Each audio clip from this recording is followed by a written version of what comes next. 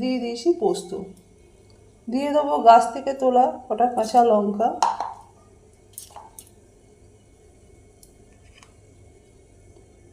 এক চা চামচ দিয়ে দেবো নারকেল কোড়া, লবণ, অল্প একটু জল দিয়ে দেবো, এটা পেস্ট করে নেবো।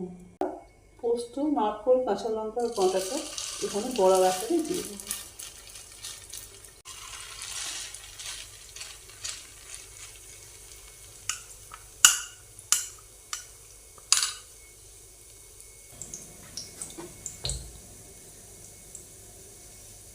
এক পাশটা হয়ে গেছে, আরেকটি উল্টে দেবো।